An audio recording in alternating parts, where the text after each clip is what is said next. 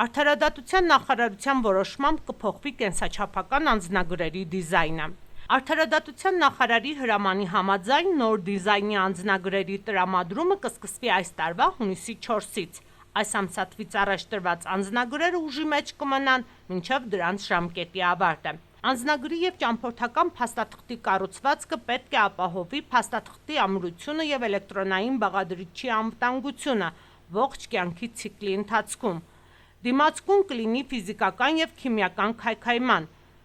նաև կեղծ փաստաթղթեր պատրաստելու համար անվտանգության հատկանիշների կրկնակի օգտագործման նկատմամբ։